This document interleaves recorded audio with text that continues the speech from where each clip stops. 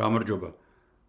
დღეს მე ოპერატიულად წერ ამ ვიდეოს, გუშინდელი ვიდეოს შემდეგ ბევრი გამოხმაურება მივიღე ჩემი მაყურებლებისგან და ერთ-ერთი გამოხმაურება გახლდათ კამჩატკის მიწისძვრა, რომელიც წუხელ მოხდა, ძალიან ძლიერი მიწისძვრა, კატასტროფული მიწისძვრების კატეგორიაში გადის იგი, იმიტომ რომ მისი მაგნიტუდა იყო 8.8. ეს ძალიან ბევრია. პარალელურად მიწისძვრა გრძელდებოდა საკმაოდ დიდი ხნის განმავლობაში. მიწისძვრის ეპიცენტრი იყო წყნარ ოკეანეში, იმ ადგილას, სადაც ორი ფილა ერთმანეთს ეჯახება. აი ეს არის რყევების სიმძლავრის რუქა. გამოვრთოთ ეს კონტურები მისი და მოვაახლოვოთ. აი ხედავთ რომ პეტროპავლოვსკი აი სად იყო? ცხელი წერტილი. ყველაზე ძლიერი, ყველაზე ინტენსიური მიუხედავად იმისა, რომ ეპიცენტრია აი ეს არის. ფაქტიურად პეტროპავლოვსკ-კამჩატკისგან რამდენიმე მაქსიმუმ ალბათ 30 კილომეტრში ძალიან ახლოს არის და აქაც კარგადაა შეწყლებული, რომ ინტენსივობა საკმაოდ მაღალი იყო, მაგრამ ყველაზე მაღალი იყო სწორედ აი ამ რღვევის გაყოლებაზე. რღვევის გაყოლებაზე და შემდეგ უკვე კლებულობდა. აი აქ უკვე ნაკლებად იგრძნობოდა. ვისაც ნანახი გაქვთ ჩემი წინა ვიდეო, ალბათ გემახსოვრებათ, რომ მე იქ ვსაუბრობდი დედამიწის ტექტონიკაზე, ანუ თუ რა ხდება დედამიწის შიგნით და როგორ ზეგავლენას ახდენს ეს ყველაფერი იმ ქერქზე, რომელზეც ჩვენ ცხოვრობთ. რომ დედამიწა შედგება როგორც ფაზლი სხვადასხვა ნაჭრებისგან და რომ ეს ნაჭრები, რომლებსაც ტექტონიკური ფილები ეწოდებათ, მოძრაობენ, მუდმივ მოძრაობაში არიან. აი თქვენ რო აიღოთ უბრალოდ გამოჭრათ სამხრეთ ამერიკა და აფრიკას მიადოთ იგი, ნახავთ თუ როგორ ჯდება ერთმანეთში ეს ორი კონტინენტი. ანუ ეს იმას ნიშნავს, რომ ისინი ოდესღაც ერთ კონტინენტს წარმოადგენდნენ.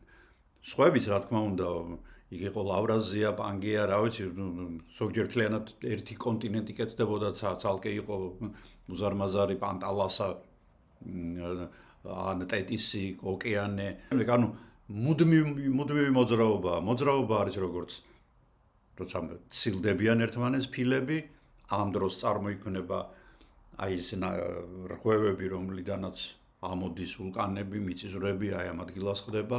არის როდესაც კონტინენტები, ეს ფილები მოძრაობენ ერთმანეთის პარალელურად, ერთი თქვა ჩრდილოეთისკენ მიდის, მეორე სამხრეთისკენ და აი ამ დროს ხდება მიწისძვრები და აქაც ამოფრქვევები ვულკანების და ასეთი ჩვენ სან ანდრეასი გვაქვს, რომელზეც ჩვენ ვისაუბრეთ წინა ვიდეოში. გვაქვს სუბდუქციური ზონები და სწორედ სუბდუქციური ზონა არის კამჩატკა. რას ნიშნავს სუბდუქცია? თუ სხვა შემთხვევაში ანუ ფილები ერთმანეთს ცილდებიან ან პარალელურად მიდიან, სუბდუქციის დროს ხდება ორი ფილის ერთმანეთთან დაჯახება.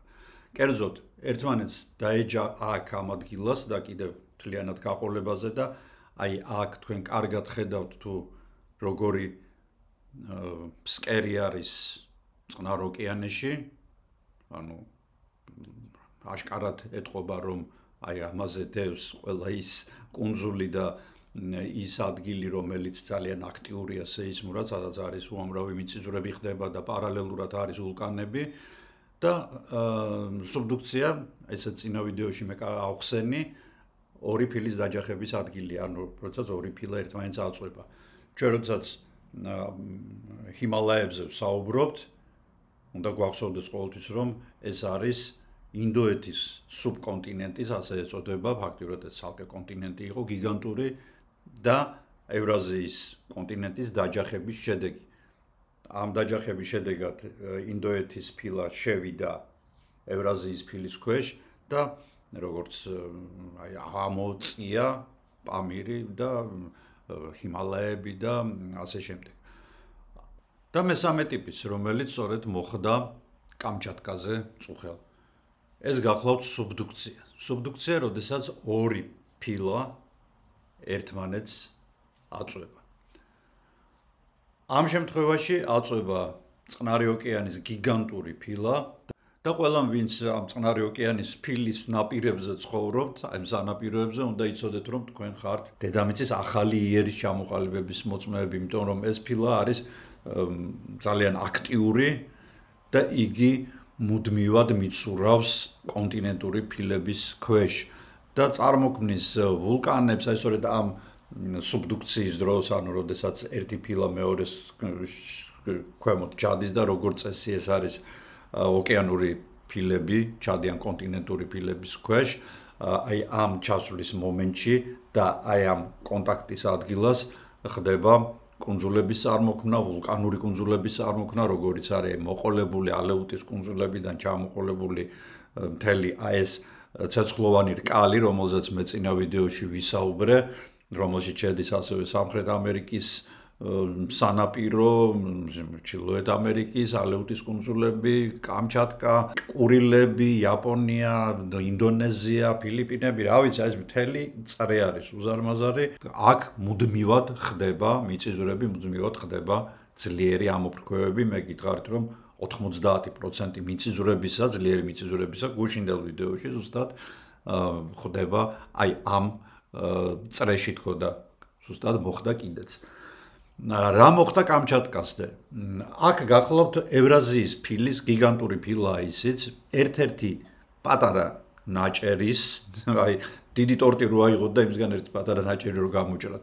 აი ასეთი ნაჭერი არის ოხოტის ზღვა არის, მოგეხსენებათ იქ ოხოტსკის ზღვა და აი ოხოტსკის ფილა არსებობს, რომლის ნაწილზე დევს კამჩატკა, კურილები და იაპონიის პირველი ორი კუნძული.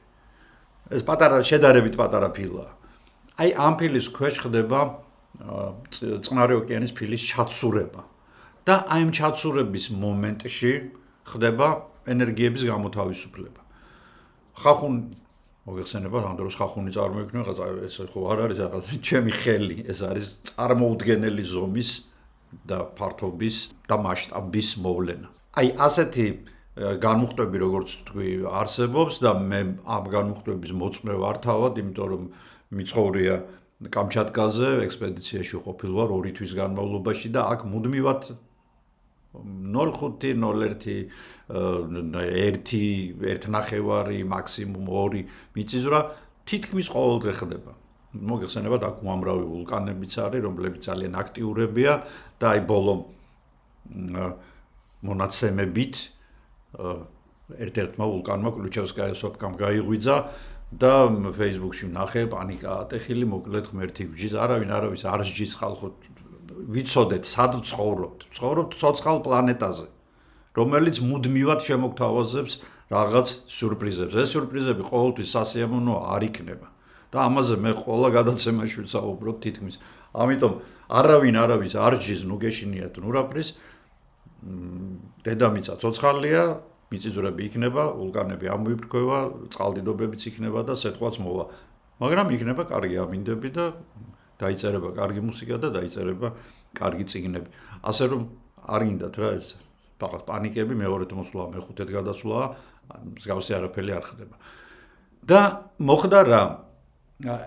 ამ ოხოტსკის ფილამ როგორც ჩანს, მასში ჩაცურებული წყნარი ოკეანის ფილა ცოტა ხნით შეაფერხა, ცოტა ხნით ალბათ რამდენიმე კვირით გამოედო რაღაცას, ნუ ჩვეულებრივი მომენტია, ხო, რაღაცაზე მიცურავს, ზოგჯერ რაღაცას გამოედება. და მოხდა დიდძალი ენერგიის დაგროვება. ისეთი ენერგიის, რომელსაც ჩვენ ვერც კი წარმოვიდგენთ. რაც არ უნდა წყალბადის ბომბები შევკრიბოთ ერთად, თუ კი რამე ენერგია გაგვაჩნია ადამიანს ჩვენ მიერ გამოგონებული და ის ერთბაშად ავაფეთქოთ, ახლოსაც კი ვერ მივა იმასთან, რაც იქ მოხდა. ანუ აი ამ აცდენის მომენტში, აი ეს დაგროვილი ენერგია უცებ გამოთავისუფლდა. სხვათა შორის სეისმოლოგები და ზოგადად გეოლოგები ამბობენ, ეს წინასწარი მონაცემებია, რომ გადავრჩით. ანუ ისეთი კატასტროფა არ მოხდა, როგორიც მოსალოდნელი იყო, იმიტომ რომ ბოლო მონაცემებით 8 და 6-ია, აი ახლა გამოაცხადეს ზუსტად, უსმენდი 8 და 6-ია, ეს არ არის ცოტა ძალიან ბევრია. მაგრამ არ გამოიწვია ისეთი დიდი ცუნამები როგორცაც ელოდებოდნენ. მიუხედავად ამისა, იაპონელებმა 900,000 ადამიანი ნახევარ საათში გაიყვანეს შესაძლებელი ცუნამის დარტყმის შესაძლებელი ადგილიდან. დაარტყა ცუნამიმ იაპონიას, მაგრამ სუსტად. ასევე ჩილეშიც კი გამოცხადდა და წარმოიდგინეთ, იმიტომ რომ ეს ერთი მთელი სისტემაა, ხო, ეს წყნარი ოკეანე, ყველა კონტინენტი ერთად რო აიღოთ და წყნარ ოკეანის ჩაყაროთ, დაიკარგებიან ვერც კი იპოვით. კოლოსალური წყლის მასაა და ეს მასა მუდმივ მოძრაობაშია და მუდმივად იქ რაღაცა ხდება გეოლოგიური.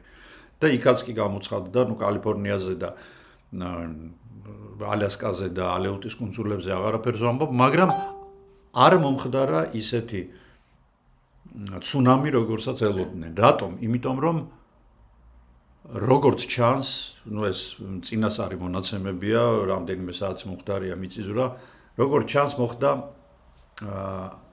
უბრალოდ აცილება ერთმანეთთან ფილებისა, ანუ ეს ენერგია სხვანაირად რო ყოფილიყო, თქვა, არის ხოლმე, როდესაც ესეთ ნახტომისებურად იცვლება ფილების ერთმანეთთან კავშირი. ამ დროს წარმოიდგინეთ, წყალქვეშ წყალში ხელი ჩადოთ და ამოარტყათ წყალს, ხო? ამოიბურცება და უკვე წავა საკმაოდ ძლიერი ცუნამი სხვადასხვა ადგილ, რაც მოხდა 2004 წელს, როდესაც გაანადგურა ფილიპინებიდან დაწყებული ინდოეთით დამთავრებული მთელი სანაპიროები მოსპო იმ წყალქვეშა მიწისძვრამ, რომელიც მაშინ მოხდა. მაშინ სწორედ მოხდა ის, რომ ერთ-ერთი ფილა ზემოთ ამოიწია და ამოაგდო წყალი, ესე იგი ამოწია ეს წყალი. ასეთი მდგომარეობა, ანუ არ გვაქვს ჩვენ კატასტროფული შედეგები, კიდევ კარგი, გადავრჩით და გადარჩა ის ხალხი, რომლებიც ცხოვრობენ წყნარი ოკეანის სანაპიროზე. და რა თქმა უნდა, ჰავაების კუნძულები, ეს არქიპელაგი, რომელიც სადაც კი რამე არ უნდა მოხდეს, ჰავაებზე აუცილებლად რაღაცას გამოიწვევს. ძალიან შორსაც რომ იყოს იგი.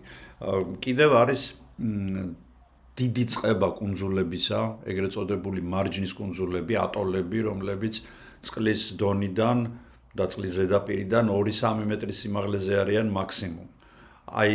ძლიერი ცუნამები სწორედ მათ ძალიან ემუქრებათ, იმიტომ რომ წარმოიდგინეთ, ახლა თუ ცუნამი 3 და 4 მეტრის სიმაღლის იქნება, იგი 1 მეტრის სიმაღლეზე თუ ცხოვრობ, არ არის ხო სასიამოვნო მაინც და მაინც. ამიტომ ისე ვიმეორებ, როგორც გეოლოგები ამბობენ, როგორც სეისმოლოგები ამბობენ, საბედნიეროდ ასეთი კატასტროფული მიწისძვრის მიუხედავად ცუნამი, ანუ მომყოლი პროცესები არ იყო ისეთი დამანგრეველი. თუ რა სიმძლავრის იქნება ეს ცუნამები დამოკიდებული არის იმ ენერგიაზე, რომლებიც მათ მიიღეს და რა მიმართულებით წავიდა ეს ყველაფერი. მიმართულება, რა თქმა უნდა, რადიალურია, როდესაც თქვენ თქვათ წყალში რაღაცას აგდებთ, რადიალური წრეები მიდის, ხო, ტალღების. დაახლოებით ანალოგიური რამ ხდება, მაგრამ როდესაც თქვათ რაღაც მიმართულება აქვს, იმ მიმართულებით უფრო ძლიერი ტალღა წავა, რა თქმა უნდა, ვიდრე საიდანაც აწვევიან იქეთ, ხო? ამიტომ აქაც არის განსხვავებები. თუმცა მთელი სანაპირო ზოლი უკვე წყნარი ოკეანისა არის გაფრთხილებული და იქ სადაც შეატყობენ, რომ წყალმა უკან დაიწია და ეს იმის ნიშანია, რომ იქედან არასასიამოვნო რაღაცები გველის, ანუ ცუნამი და რაც უფრო შორს მიდის წყალი, მით უფრო ძლიერი იქნება ეს ცუნამი, ამიტომ თუ ოდესმე ესეთ ადგილას მოგიწიათ ყოფნა, ესეთ სანაპიროზე, დაყარეთ ყველაფერი და გაიქეცით შემაღლებული ადგილებისკენ. ეს ცუნამი ჰოკაიდოს უტევს ახლა ამ წუთებში, ახლა არის 3:30 თბილისის დროით. მიხედავთ უკვე მიაღწია.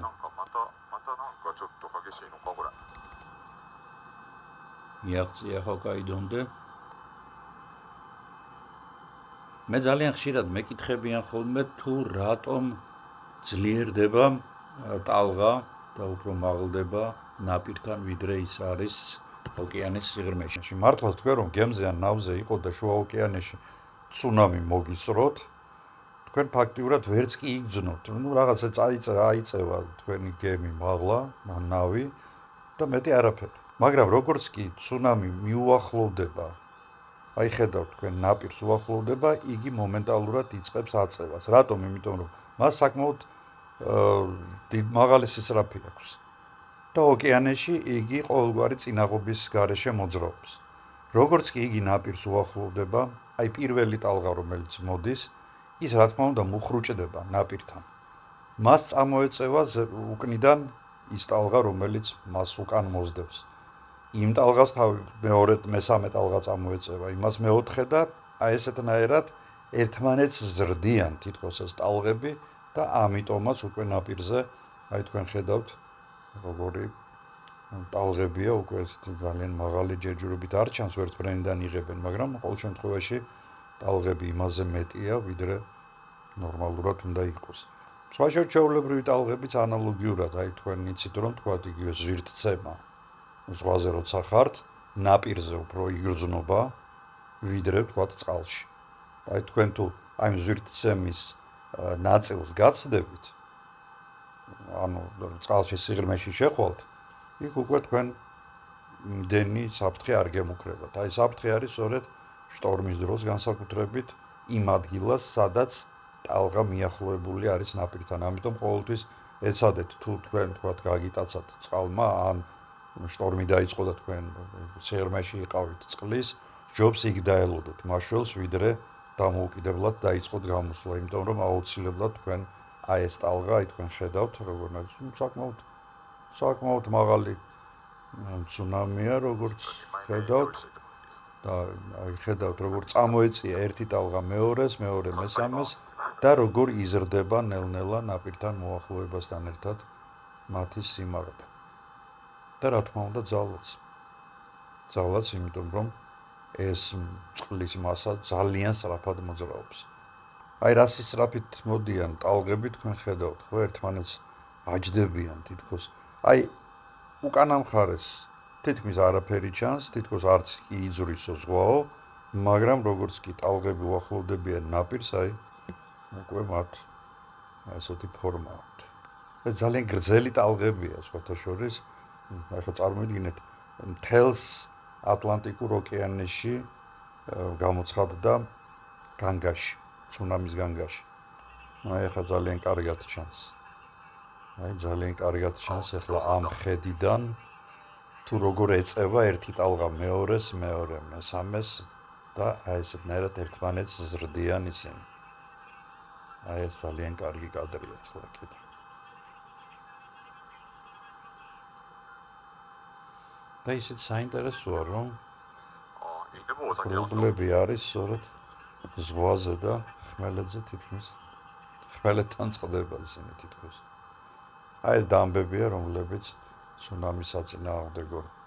აი ერთ ადგილას მომხდარმა მიწისძვრამ რამხელა პანიკა დათესა. ხო წარმოგიდგენიათ, ესე იგი როგორი უძლურები, როგორი უსუსურები ვართ ადამიანები სტიქის წინაშე, როდესაც ვჩებით, რამდენი ზარალი შეიძლება ჯერ კიდევ, რა თქმა უნდა, არ დათვლილა, მაგრამ ალბათ ზარალი საკმაოდ მაღალი იქნება, განსაკუთრებით იმ ადგილებში, სადაც პარალელურად ძალიან ბევრი სეისმოლოგი ამბობს შემდეგ რამეს.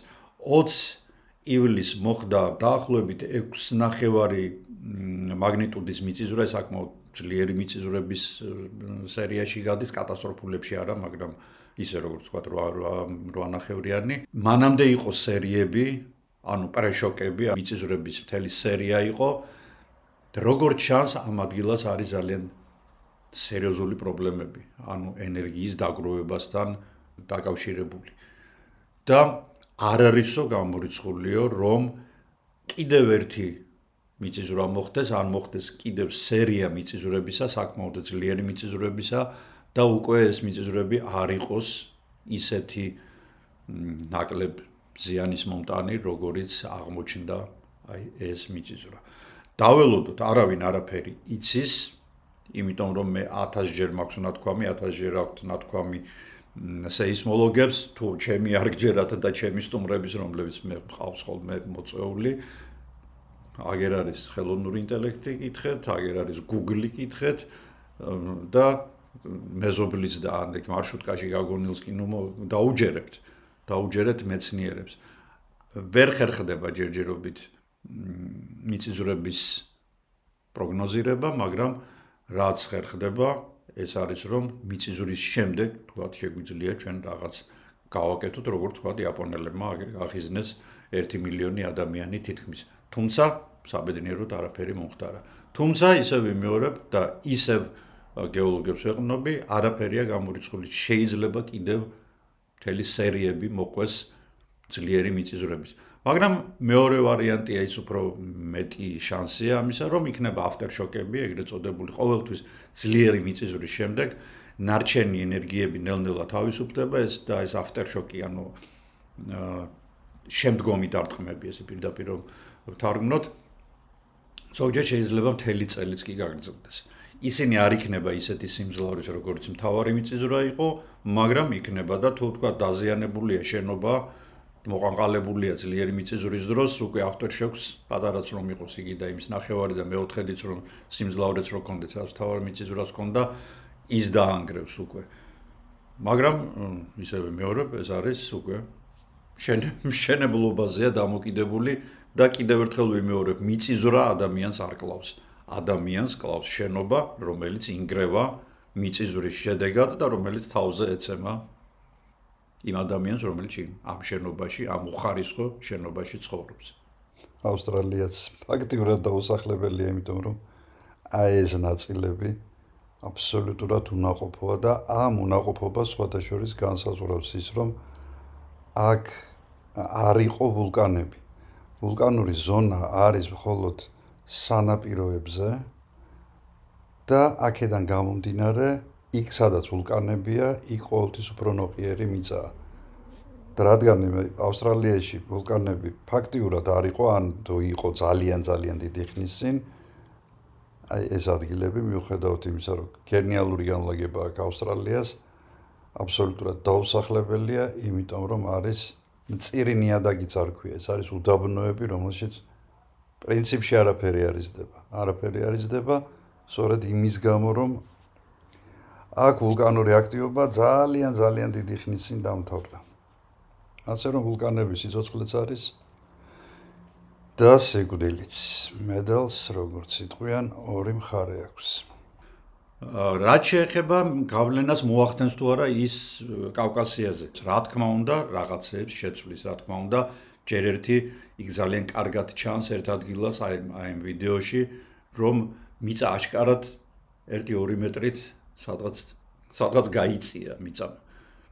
ანუ საკმაოდ მოგესალმებათ ეს ფილები მოძრაობს, მაგრამ რამდენიმე მილიმეტრი წელიწადში და 2-3 მეტრი რო გაიწევა, ეს წარმოუდგენლად დიდი ენერგიის გამოთავისუფლების მაჩვენებელია. რამდენიმე კითხვა დააგროვდა ჩემი ვიდეოს კომენტარებში და მოდით მე პარემ გავცემ ამ კითხვებს პასუხს. ერთ-ერთი პირველი გახლავთ ალექს ჯანიაშვილის კითხვა ხაბარჯინა ახსენეთ, მე გადავიღე ჩემი დრონი ძალიან ახალგაზრდა ვულკანია გირჩევთ თქვენს ნახოთ. ვერ დავადგინე რა ასაკის არის. ნახე ალექს, ძალიან მომეწონა, ულამაზესი გადაღებულია, აუცილებლად ნახეთ ალექს ჯანიაშვილის არხი, რომელსაც აქვს ძალიან კარგი დრონით გადაღებული ძალიან ლამაზი ვიდეოები და მათ შორის ხაბარჯინა გახლავთ. საკმაოდ ახალგაზრდა ვულკანი ყაზბეგის იგი დაბა სტეფანწმინდას ადგას თავზე. ეს არის დაახლოებით 2,5 მილიონი წლის წინანდელი ვულკანია, მაშინ მოქმედებდა იგი, მას ეს გახლეჩილი ვულკანია, სხვათა შორის ესეთ კონუსი კი არ არის, აი წარმოიდგინეთ კონუსი რო ჩამოჭრათ.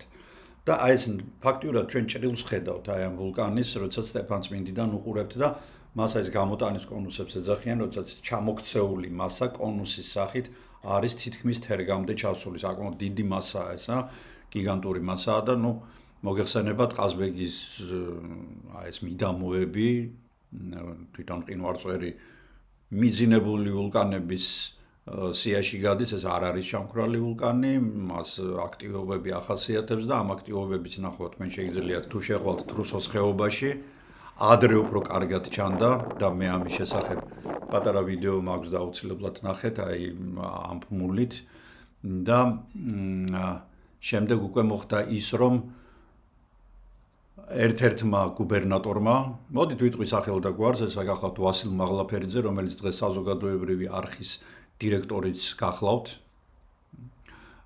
მე მას ძალიან ახლოს ვიცნობ, იმიტომ რომ ერთად ვასწავლიდით გერმანულ სკოლაში და მე მასთან ძალიან დიდი კონფლიქტი მომივიდა მისი გუბერნატორობის დროს, როდესაც იგი იყო ცხეთამთიანეთის გუბერნატორი და განაცხადა, რომ თრუსოს ხეობაში მე რაღაც ჭაბურღილს გავაკეთებ და იქედან გაზის მოპოვებას დავიწყებ. გაზი ეს არის CO2.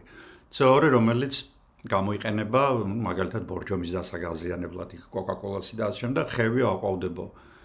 აი მაშინ ძალიან ვთხოვდი მე რომ ეს არ გაეკეთებინა, იმიტომ რომ ეს გაზის რეზერვუარი, რომელიც არის მიწის ქვეშ თრუსოს ხეობაში, კვებავს სხვადასხვა წყაროებს, მათ შორის კვებავს ტრავერტინებს, რომლებიც ულამაზეს ფორმებს ქმნიან და ფერებს ქმნიან თრუსოს ხეობაში, კვებავს აბანოს ტბას, რომელიც თითქოს დუხს აი ამ გაზებისგან, თუმცა თვითონ ძალიან ცივია და ნაპირები აქვს წითელი, სისხლისფერი წითელი, თვითონ არის საოცარი სილურჯის და ასე შემდეგ. თხოვე რომ ეს არ გაეკეთებინა. მან მაინც გააბურღა და მე აი იმ ადამიანთან ერთად მომიწია ექსპედიციაში ყოფნა, ვინც ამ ბურღალს ხელმძღვანელობდა, ხაძე ძალიან კარგი გეოლოგი, ხელები უკან რჩებოდა, მას რო ვაკეთებდი, მაგრამ სახელმწიფო შეკვეთა იყო. და ვაგონში ვიჯექითო, ეს ბურღი ბურღავდაო, უცებ თითქოს მიწა იძრაო, აი ზრიალი დაიწყო მიწამ და გამოვარდით გარეთო და დავინახეთ აი ეს მილები, რომლებიც ჩადის საბურღავი, როგორც ასანთის ღერებს აი ისე ისროდა, ისეთი წნევა იყო დახვდა ქვემოთ. და ძალიან დიდი ხნის განმავლობაში ეს გაზი ვერ მიეკარენ უბრალოდ ამ ადგილას, იმიტომ რომ საოცარი სიმძლავრით ამოდიოდა ეს გაზი.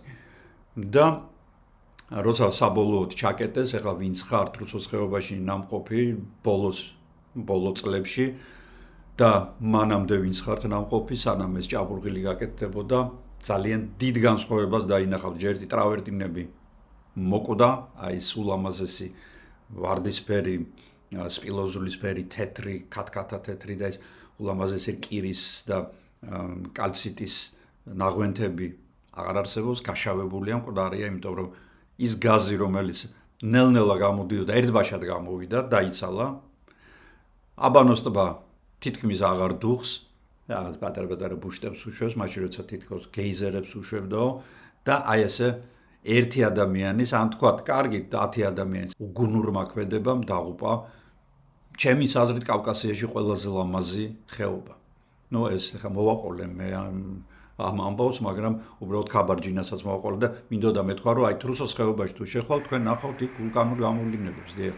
თქვენ იქ ნახავთ ტყარშეთიდან წამოსული ლავური ნაკადების ფრაგმენტებს კი არა, კასარას ხეობა ფაქტიურად აი გაჭრილი არის, ყველაზე ვიწრო ადგილი არის თერგის, აი კასარას ხეობა გაჭრილი არის ლავებში, მაგალითად იქეთ წახვალთ ლავებია, აქეთ წამოხვალთ ლავებია, იქ ტრავერტინებია, იქედან შავე წყლები ამოდის, აქედან რაღაც გაზი გამოდის, ანუ ცოცხალია ჩვენი ყაზბეგი, ჩვენი მყინვარწვერი და როგორც ხევის პატარძალს უწოდებენ კიდევ მას და ის ახლა მომავალში თუ არა, ნუ ერთი-ორი სიურპრიზი უკვე მოგვიწყო 2017-ში, ეს წელი აღარ მახსოვს და ახლობით 20 წლის წინ მოხდა მე მგონი ეგ ამბავი, კოლკას ერთ-ერთი მყინვარი არის მისი, კოლკას მყინვარი ჩამოწვა ჩრდილოეთ ოსეთის მხარეს და იქ მთელი გადამღები ჯგუფი დაიღუპა მოსკოვიდან ჩასული. აი ძალიან საინტერესო ადგილია რა მხრივ. პირველი, აქ ჩვენ ხედავთ ტრავერტინებს, რომელიც როგორც გამოლეკვის შედეგად ხდება მათი წარმოქმნა. შემდეგ მასზე დევს მდინარეული ნალექები, ეს არის თერგის ძველი კალაპოტი, ამ დროს თერგი ხა ჩვენგან დაახლოებით 50 მეტრის სიღრმეში იმყოფება. ამ თერგის კალაპოტს ზემოდან ადევს უკვე ახალი ტრავერტინების შედარებით ამ ტრავერტინებთან, იმიტომ რომ დაიწია თერმო ქვემოთ და ზედმოხდა მათი გამოლეკვა და უკვე ტრავერტინებზე ზემოდან არის ბაზალტები დასხმული, ანუ ლავური მასები. რა თქმა უნდა, ეს ლავები ყველაფერი არის წამოსული მყინვარწვერი. მყინვარწვერი მოგეხსენებათ, საკმაოდ ახლო წარსულში იყო სერიოზულად აქტიური ვულკანი. და ვულკანური ქმედების გამოვლინება სწორედ აი ეს მეწყერი, რომელიც დევდორაკის მყინვარზე მოხდა რამდენიმე დღის წინ, კერძოდ 17 დღეს.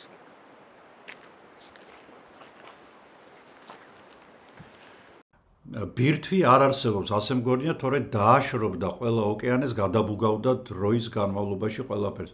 ვიღაცა ლოდაედი წერს, ეს ლოდაედი საერთოდ ზოგადად გამორჩეული ტიპია, ესეთი რაღაც გაუგებარი კომენტარები და ბირთვი არსებობს და არავინ არაფერს არ გადაბუგავს და ხო ერთი კითხვა იყო ბირთვი როდის გაცივდება. გაცივდება რამდენიმე მილიარდი წლის შემდეგ და ეს გაცივება დაემთხვევა დაახლოებით იმ პერიოდს, როდესაც მზეც დაკარგავს თავის ძირითად მასას და აფეთქდება, გადაიქცევა ჯერ წითელ გიგანტად, შთან თქავს ყველა პლანეტას, შემდეგ თავისივე გრავიტაციით იგი შეიკუმშება და ან ჩვენს მზეს მე მგონი ეგ ბედი არ ელის რომ შავხრელად გადაიქცეს, არ არის ძალიან დიდი. მაგრამ ესეთ ჯუჯა მნათობად გადაიქცევა, ასე რომ ჩვენ არ გველოდება ჯერჯერობით დედამიწის არც გაცივება და დედამიწას კიდევ ეს ბირთვი რო არ ქონდეს, მოგეხსენებათ ელექტრომაგნიტური და ეს ფარი, რომელსაც ეს ბირთვი ქმნის, ორივე ბირთვი, შიდა და გარეთა ბირთვი, ეს რა თქმა უნდა მოისპობა და დავრჩებით ამ დაცვის გარეშე და ძალიან ცოტა ხანში დედამიწაზე იგივე მდგომარეობა იქნება, რაც მარსზეა, ანუ ზედაპირზე სიცოცხლე მოისპობა. ნუ თუ შესაძლებელია კაცობრიობის დასაცრული, დიახ, შესაძლებელია და თვითონ ადამიანის ხელიდან სხვათა შორის. ხო აი ბატონი ავთოსანებლიძე წერს, რომ ნუ საუბრობ მსგავს თემებზე არ სჭირდება ამის ცოდნა ხალხს. ეს მხოლოდ შეაშინებს ადამიანებს და მაინც ვერაფერს შეცვლით. ზედმეტი მოგდით უკვე. მშობლები ვართ და ვნერვიულობთ. ჭკუას მოუხმეთ ბატონო ვასილ. ძალიან საინტერესო ხო მე დისკუსიაც წასულა, არ ვიცი, ხა მე აღარ წამიკითხავს ეს. მე არავის არ ვაშინებ, ხო მე ყვები იმ რეალობას, აი, რა ვიცი, არავის კამჩატკაზე რომ ეთქვა და თქვა კამჩატკაზე ჩამეტარებინა, ან იქ გამეგზავნა გუშინდელი ვიდეო და იმათ რომ მოეწერა ჩანდი რა ას ვაშინებ გაზოში. ხო მოხდა მიწიძვრა რა. ჩვენთანაც მოხდება ხალხო მიწიძვრა. ჩვენთანაც იქნება ხვარცოფები, იქნება კოკისპირული წვიმები, იქნება სეტყვა ანომალიური და ასე შემდეგ. ამისთვის უნდა ვიყოთ მზად და თავი კი არ უნდა ჩავრგოთ ქვიშაში სირაკლემასავით. მზად უნდა ვიყოთ და მზად უნდა იყოს მთავრობა პირველ რიგში, მაგრამ მთავრობის იმედზე ჩემი მტერი იქნა, ამიტომ ყველამ თქვენ მოახერხეთ ისე რომ რაღაცნაირად თავი დაიცვათ. ნორმალური კორპუსებში შეიძინეთ ბინა, ნორმალურ ადგილებში დასახლდით და ნუ დახამდებით მანდამაინც ვაკეს გამონგრეულ კლდეებში და იმაში რომ დგამენ კორპუსებს და იმას. უნდა ინერვიულოთ, დიახ. მე სწორედ მაგიტომ ვამბობ ამ ყველაფერს, რომ ინერვიულოთ, შეშინდეთ, როცა რაღაცა მოხდება, მე უკვე გვიანი იქნება. ამიტომ უნდა ვიცოდეთ, რომ მოხდება, ჩვენ არ ვცხოვრობთ რაღაც სხვა პლანეტაზე, ჩვენ ვცხოვრობთ კავკასიაში, რომელიც არის სეისმურად აქტიური, მე ამაზე მე არაერთჯერ მithქვამს. ქალბატონი ანა დუმბაძემ წეს, ანუ მართალია, რომ დედამიწაზე მზე არსებობს. არა, ქალბატონო ანა, დედამიწაზე მზე არ არსებობს, დედამიწა არსებობს და მზე ეგერ არის, გავიხედოთ და ჩვენთან კი არ არის, მე რამდენი დღეა უკვე წვიმს და ცუდი ამინდია, მაგრამ საქართველოში ვიცი რომ მზე არის და რა ვიცი, ყველგანიდან ჩანს. არა, დედამიწაზე მზე არ არის. დედამიწის შიგნით არის ბირთვი, რომელსაც აქვს მზის ტემპერატურა. ალბათ თქვენ ეს იგულისხმეთ. თუ ეს იგულისხმეთ კი, დედამიწის შიდა ბირთვი იგივე ტემპერატურისაა 6000 გრადუსამდეა ცელსიუსის გავარვარებული, როგორც მზის ზედაპირია. მე მინდა ძალიან დიდი მადლობა გადაგიხადოთ იმ კომენტარების, რომლებსაც თქვენ წერთ და ძალიან ბევრი კომენტარი იწერება, რაღაც კითხვებს თუ დამისვამთ, მე შიგადაში ვეცდები ხოლმე რომ გავცე ამ კითხვებზე პასუხი. ძალიან დიდი მადლობა, გისურვებთ მიწისძვრების გარეშე, ქარიშხლების გარეშე და სეტყვის გარეშე და იმ საშინელი სიცხის გარეშე კვირას, მაგრამ არც ისეც როგორც ჩვენთან არის, იმიტომ რომ ჩვენთან ძალიან 18 გრადუს, 19 გრადუს ვერაცდა ტემპერატურა, იმიტომაც მე შედარებით თბილად და წვიმს, მზე არ გვინახავს ამდენიმე დღეა. ჩვენ ძალიან მალე შევხვდებით, მე ორი ძალიან საინტერესო თემა მაქვს მომზადებული, ორი ძალიან საინტერესო რესპონდენტი მყავს შეპირებული და ჩვენ გავაგრძელებთ შეხვედრებს, არ მოიწყინოთ ნახვამდის მომავალ შეხვედრამდე.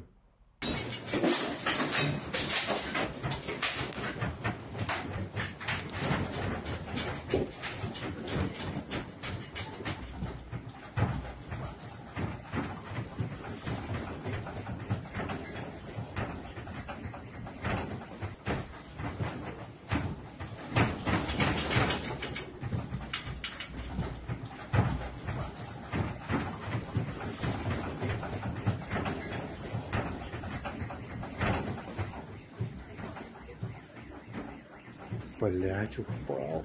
Монстера упала. Аниме дергается. Блять, да почему? Хватит, пожалуйста.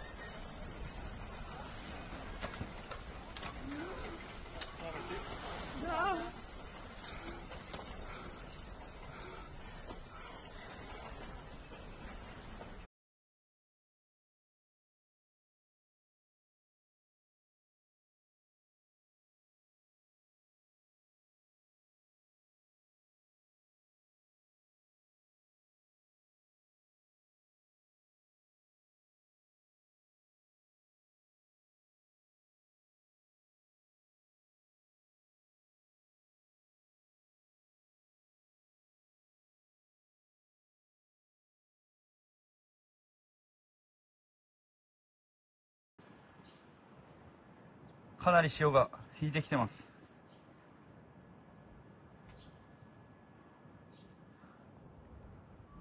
普段ですね、干潮にならないとあそこまでですね、波は立たないんですけど、浅いところは波が立つんでですね、かなり潮は引いてきてます。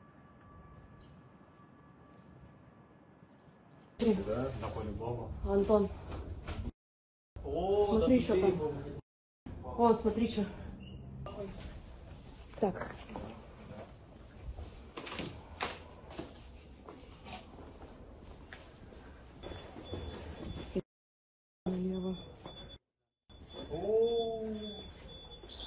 питание может вырубить, а?